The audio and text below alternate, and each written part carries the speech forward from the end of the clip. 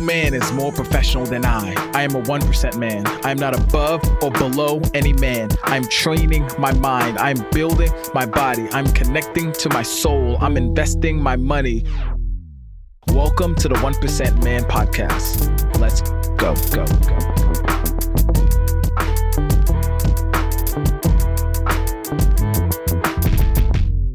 3, 2, 1. Wyatt C. Knight, welcome to the show. How you doing today, brother? I'm good, man. Thank you for having me. Talking all things 1% better. I love it. Right? A 1% man meeting the man that is creating the 1% better method is pretty amazing. Now, Wyatt C. Knight is the founder of the 1% better method, a lifestyle entrepreneur, and an ACE certified fitness instructor focused on maximizing his clients' potential. Now, this is pretty cool too. He's also a board member for Harlem Lacrosse. He empowers inner city youth in Harlem through lacrosse. So this is pretty sweet. Now, with an impressive resume like that, and you also told me before the show that you were into politics, how did you go from politics to empowering youth? Yeah, well, it's reverse. It really started with, I think my whole goal in life is to help people like you and I are talking about. And how do you help people? I think now I'm learning and you're learning that to help people, you need to help yourself first and foremost. And I learned that the hard way through not putting myself first for a lot of years. Even when I was in Harlem was the big experience of like, the kids, the program, all that was first. And eventually I ran myself into the ground and just couldn't give any more to anyone else because I wasn't focused on giving back to myself. And that's where the mindset had always been, all right, if I really want to help people at the highest level, I need to help them improve daily in things that they want to improve and focus on. But I can't tell someone that they should do X, Y, and Z if I'm not walking my own talk, right? And I think that's why I say, I'm focused on getting 1% better every day. And I'd love for you to join me along in my process, and you and I could partner and empower each other to grow as people every single day. And so I focus on empowering myself and empowering others along the way. And I think that, to me, that Harlem experience was the pinnacle of helping people, right? If I want to do anything, I want to do it at the highest level. And where better to make a difference than the lives of at-risk inner city youth anywhere, let alone Harlem, New York. And so I moved there, lived there for a few years and got that program off the ground. And it just kind of opened my eyes to the world, to society, asking why, asking how we can do better, telling myself, if you want to see change, you need to be that change. You need to go out and you need to do something about it. And that kind of has put me off on this crazy, unique journey to figure out what's the highest and best use of my time and energy, and what's the platform that can help the most people at the highest level. And that would be that transition to politics. Politics was built to help people build the best version of themselves, to live their best lives. I think that's deteriorated a lot, and we're not at that point. And so politics to me was that learning experience, saying, here's a platform that's supposed to help people. It doesn't seem like it's doing it right now at a high level. So let me learn from it, let me take from it, and let me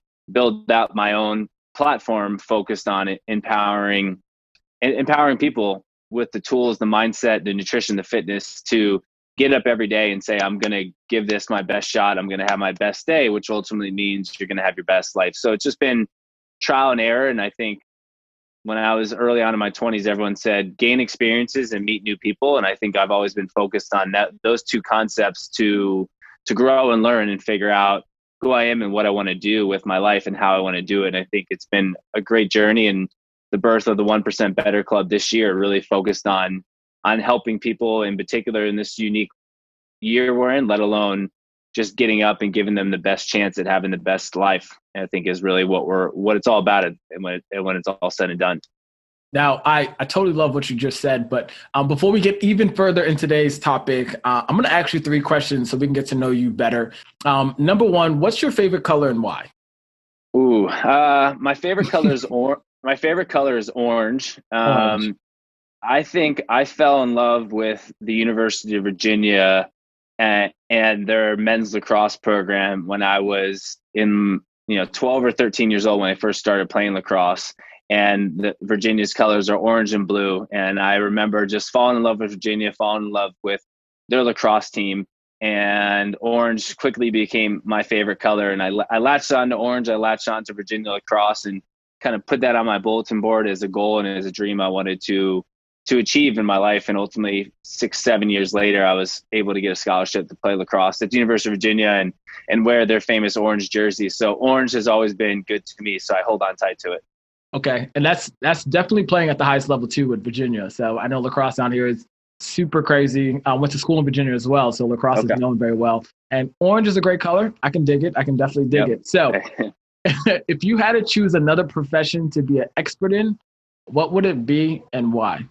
Well, I think I thought about that a lot. And I think, I think the best profession you can be in is the profession of getting better as a human. And that's the life I live. That's when people ask me what I do, I say I focus on getting 1% better every day. And so I think I feel very fortunate. I've been given the platform, the socioeconomic situation, the family situation, the college degree to chase a lot of different careers, to have a lot of different ideas for professions, from finance to politics, the legal to venture capital to fitness. And I think the best profession I found is the profession of becoming a better version of yourself every day. And in an alternate life, in some alternate universe, the best profession I would love to be in a rock and roll band. I think I still have it as a dream to play on the stage in front of 100,000 people. But if I could be in the Beatles or Queen or AC/DC or the Doors or the Rolling Stones, one of those bands, that would be the profession, because I think you can make such a difference in people's lives. It lasts such a long period of time. The impact music has on people, on their lives, on their general happiness is profound. And I think I would love to, in an alternate universe, have that profession for sure. I was going to say, and this goes very well with the soundtracks that you make for working out. I mean, it's perfect. It's perfect as well. And now I'm going to have a link for that in the show notes. Now, last question. What is one value you would teach all men in the world that would make it a better place for everyone? I love that question. I think, I don't know if it's a value, but it's a daily ritual that I think is, I would say, look in the mirror. It's a thing that I try to do every day, and I try to instill in the 1% Better Club, the members that sign up for my monthly subscription package. I think all the answers that you're searching for in life are looking back at you in the mirror, and it's a hard thing to do, to look in the mirror and ask yourself the tough questions of who you are, what you stand for, what you want to achieve in your life, and most importantly, like what's in your way of you achieving the things you want to achieve. And so I think if that could be a ritual you start every day, of when you get up in the morning, you go to brush your teeth or wash your face, take 5-10 seconds and look in the mirror and just check in with yourself, check in with that little voice in your head and saying, am I where I want to be? If you are, great, keep going. If you're not, that's okay. You need to start thinking about what's in your way to become the person you want to become. And I think that's something we should all do more as humans. But we've been on a hamster wheel for a long time where we're not having a lot of time to reflect on ourselves. This year, we have that time, and we need a deep dive into what's coming back at us when we look in that mirror.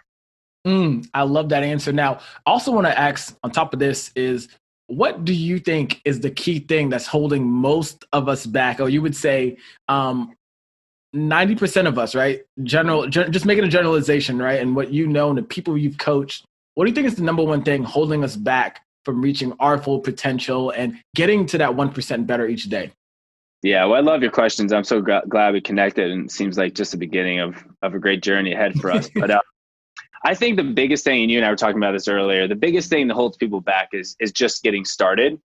I think that's where, but getting started isn't what people are worried about. I think mostly people are worried about what other people think about what they are or what they aren't doing. And I think that is even before the concept of just getting started, because people aren't worried about getting it off the ground. They're worried about what people are going to think if it's not perfect, right? If their project, if their platform, if their podcast, if their blog, if my platform, if my website isn't perfect, are people going to judge you? Are people going to critique you? Are people going to be consumed by your interpretation of what's being put out in your reality? And I think it's the number one thing that holds people back. And I think I live for that moment. I'm sure you feel the same. I live for that moment where in my own life where I can break through that and I can put something out in the world, because 9 times out of 10, once you get to the destination, it's never as fulfilling as the journey that you're on to get there. And so I think it's all about that journey of being comfortable, putting yourself out into the world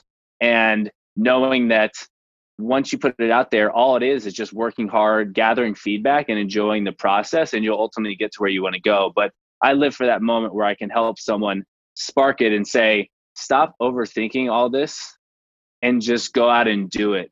If you love it, if you're passionate about it, it's going to work itself out. It's going to take a long period of time. Patience is a big thing I'm working on now, but it's going to take time. It's going to take effort. But if you love doing it, that's all that matters. If you're the only person that listens to your podcast, if you're the only person that watches your vlog, like if you love it and it's helping you, great, because that means it's ultimately going to help other people. But I think that the short answer is mostly people are just consumed by what everyone else is going to think if it's not perfect. And anyone that ever achieved anything great in their life just got started. They were terrible at it when they started, but they just refused to give in. They refused to stop. They refused to listen to all the noise, mostly coming from your head rather than all the other people, because you usually make it all up in your head anyways. And they just kept going until all those pieces clicked to come up with whatever you want to come up with that ultimately is going to help you live your best life.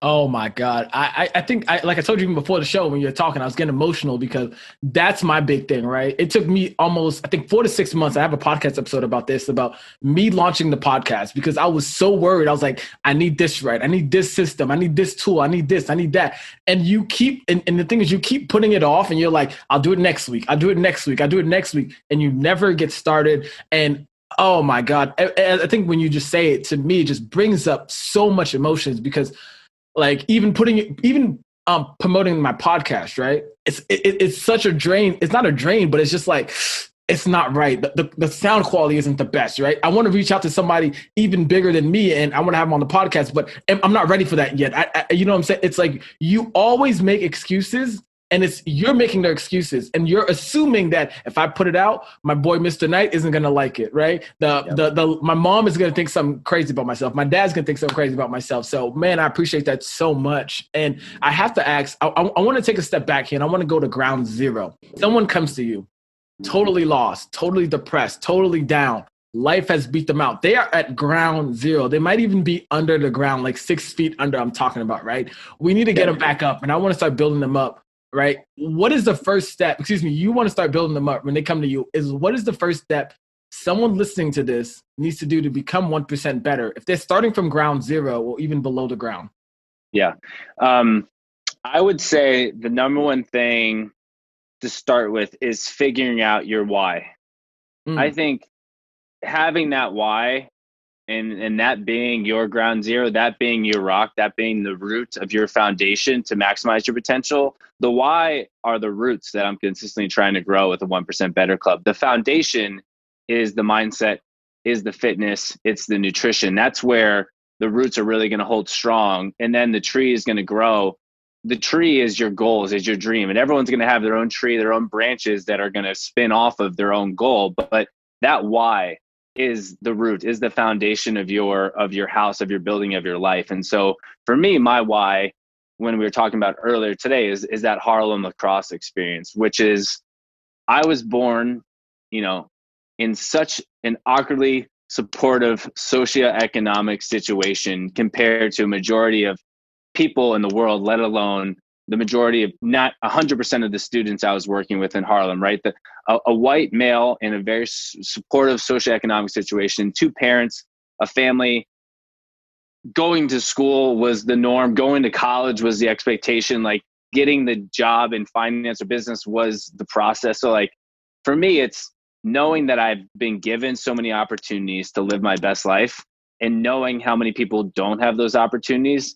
I don't have any excuse not to get up every day and give this thing called life my best shot, right? And I think that's tried and true. And no matter the BS and the problems and the frustration, the excuses that I try to come up with in my mind to start, to move, to get up, to start whatever I want to do, to live my best life, to launch the platforms I want to launch, I can't ever convince myself outside of that why. I no excuse is going to get in the way of that why. And I think that's a big deal that I'm trying to find with my clients. Recently had a client come to me, for example, he's struggling with his health and wellness. He just had his newborn baby with his wife and he's trying to get himself back on track. And I said, what's your why? And he said, I want to be there for as long as I can for my child. And I was on a Zoom with him, and he just was like, it was literally like he had a tough time recollecting himself after that breakthrough, because he knew it, but saying it out loud and saying it to someone that cares about you and unconditionally supports you was for him such a thing where it's almost like, I have no excuse now because I want to be there. My why is so hard. It's so firm. I want to be there for as long as I can for the thing that I care about most, which is my child. And so I think finding that why, holding on to it for dear life is first and foremost the best step to getting yourself in the right process of moving your life forward in whatever direction you want to move it forward.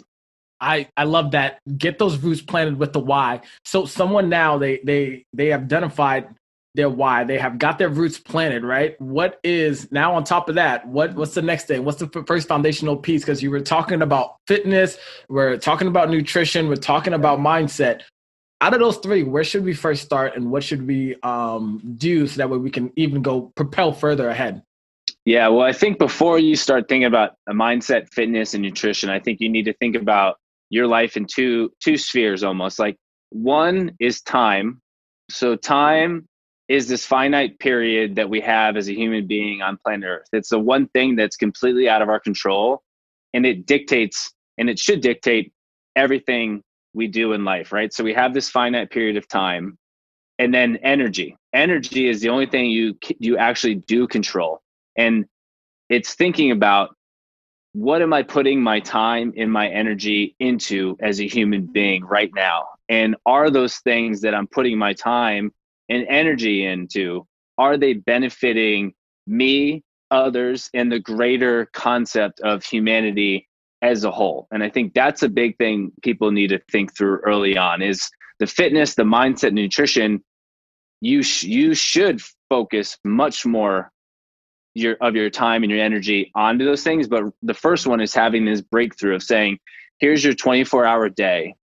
What are you doing? What are you doing with your time? And what are you doing with your energy during that 24-hour day? Because we have, as a society, have built up this world where we're consistently trying to gather everyone else's time and energy, because that's how you get likes. That's how you get clients. That's how you make money, is you take people's time and you convert it to their energy, and you have them buy something or click a video or watch something, whatever it may be, right? So it's really helping people grasp onto the fact that you need to take back control of your time and energy. And then once you have that, what are you going to relocate that time and energy into, right? If before it was scrolling on social media for an hour and a half, or going to a job that you didn't love for 8 hours a day, or eating crap food that's taking away your energy, now once it's reverted back to you, you can say, okay, I'm going to put more time into going for a walk, more time in nutrition, more time into reading, more time into surrounding myself with good people.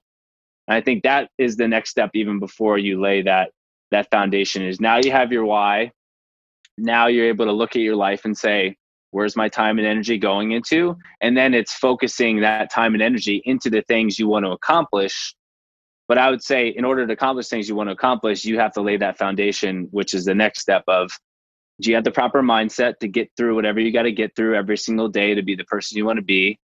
Are you putting the right things in your body, the hydration, the food that properly put you in the best position mentally, physically, emotionally to maximize your potential? And I say, are you moving your body in some sort of way, right? There's a lot of people that can run marathons. There's a lot of people that don't want to run marathons, right? But are you doing something to move your body consistently to allow you to go through this flow of life and give it its best shot? You know what I was thinking? I was thinking about everything you were saying. I said, exactly. I always talk about hydration in terms of water. Something that I always talk about. I preach. I tell people, if you just cut out all the other drinks, but just water, you wouldn't imagine how much energy you'll have, how much better you'll feel.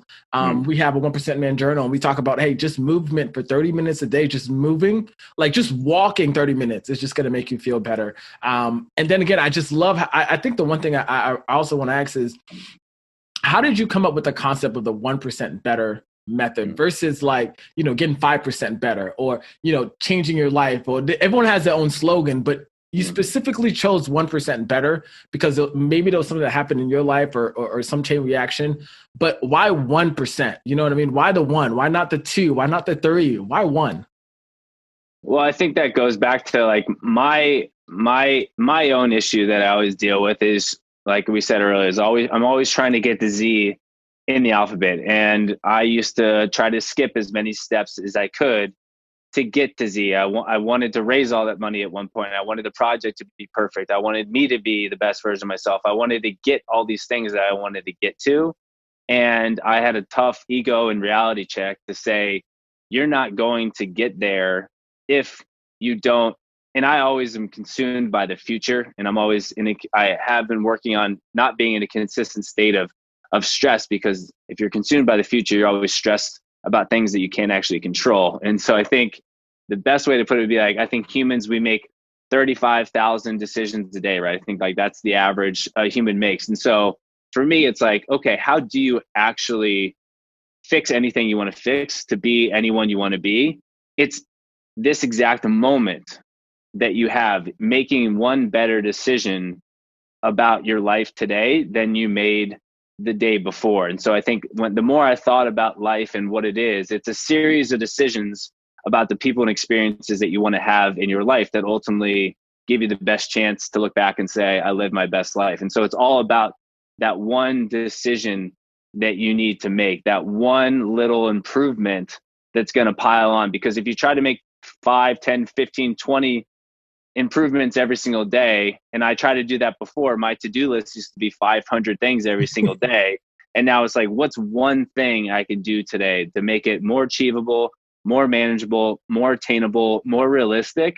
But it's a never ending process to continue in like perpetual growth. And so the more I thought about all this, the more it just came down to one decision, one idea, one action item, one better this, and this. And so it kind of just all clicked where I was like, if I can just focus on getting a little bit better every day, but that didn't sound as good as let me just focus on getting 1% better every single day. And so it's been an evolution over the past couple of years. I used to just say, I left a couple of years ago, this experience my wife went on, where it's kind of a ability to check out society and really think about our lives. And I left saying, I want to build my life off of doing two things: helping other people and getting better as a person. And that was the first shift. And then I started putting those ideas out into the world, which to the listeners, that's the big, just get it out into the world, because it's not going to be perfect when you get it out. You just need to get it out, because the world's going to give you back what you should run with it. And then I started teaching fitness classes, because the more I talked about getting better and improving, the more I got involved in fitness, the more people started following me and taking my classes. And then I used to tell people, let's just get a little bit better this morning in class. And then people started saying, hey, like, let's just get a 1%, 1% better. And then I said, whoa, that's it. That's the thing I'm going to stick with. That's my mission. That's my vision. And so, but that was a 3-year process to get from the idea I had about how I wanted to live my life to the actual concept. And then this past year has just been the first year where I've turned it all into a business, into a club, into a lifestyle, into a method. So I just offer that perspective as people saying it's a long process. The sooner you can get out into the world, the better off it will be, the more tangible. And the most importantly, like, if you want to help people, you need to figure out how they need help and then turn it into how you're going to build a program around what people need. And that 1% better really translates with people. Say, it's not this big grand idea. It's right here, this one thing that I'm going to work on every single day. Man, I love what you said. Wyatt, this is phenomenal. Now, I know time is winding down. So before we go, I know there's so many more things I need to ask, but hey, Yeah. I want to give you the floor. What is something that you've learned this year, or maybe something you have achieved, or something that you have mastered, or maybe something you are mastering? What is something that you want to share with the people that are listening today, right now, with our listeners? What's something that you want to share with them? Yeah. Well, hopefully this is many more of these to come, because you and I could clearly talk about this stuff all day. And I would love to pick your brain as well, more so. I think the biggest thing is, like, I heard a quote from Tony Robbins, and I'm sure you listen to a lot of Tony Robbins based off our mindset and lifestyles. And he said the definition of success is doing what you want, where you want, with who you want, as much as you want. And I remember I saw that quote for the first time when I was working in Harlem. And I was working hard. I was 6-7 days a week, failing middle school, my boys, 97% of them below the poverty rate. Most of them first generation immigrants from Africa. Most of them didn't even speak English. I mean, living in the projects, living in homeless shelters, and you're seeing some really crazy things. And I remember seeing that and just seeing that quote and feeling that experience I was going through and saying, that's it. That's what I have to do as a human being. I have to live that life, or else I'd be letting down all these young men who don't have that same opportunity early on in their lives.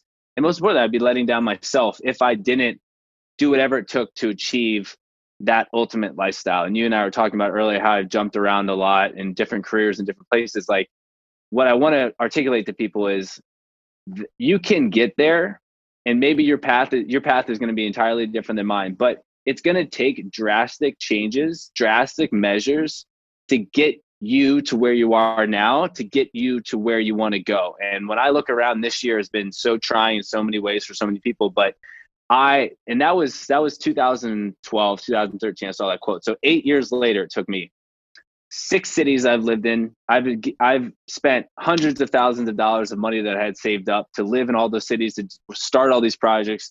I've invested every dollar I could into just figuring out what the hell I was going to do with my life. Every different career, different opportunity, every type of different thing I've tried and done over the past 7 to 8 years to get there. And ultimately, I'm at that point now where I'm doing what I want, where I want, with who I want as much as I want. And it is the best feeling in the entire world. It is the only feeling that should ultimately people are trying to achieve. And so the moral of the story is, I want you guys to set that high expectation for how you want to live your life. And I want you to do whatever it takes to get there. And I want you to sacrifice everything you have to in order to wake up one day and saying, I'm doing everything I've ever wanted to do. I'm living my best life, because none of the shit, when it's all said and done, when you're old and gray and you're on your last few days and you're looking back in your life, none of the things that you think are a problem or in the way ultimately are going to be something that should stop you from living your best life every single day. Because you're going to look back and you're going to say, did I live my best life, or did I let a bunch of childish BS, social media distractions get in my way from giving everything I had to this thing called life? And so that would be my final hoorah to you guys, is set that standard high, do whatever it takes to do it, because there's nothing else in life than giving it your best shot and living your best life when it's all said and done. My God, y'all heard it here first. Okay. Wyatt C. Knight. Yo. All right, my brother. Until next time, your legacy starts today. Thank you, my friend, for tuning into today's episode. This means so much to us over here at the 1% Man community. Now, we want to extend a hand of gratitude to you. So I have a free gift for you. All you have to do is go to www.the1percentman.com/podcast gift. This is an exclusive gift for listeners that tune into our podcast. So go over there, get that free gift as well. And now I have 2 simple acts of you.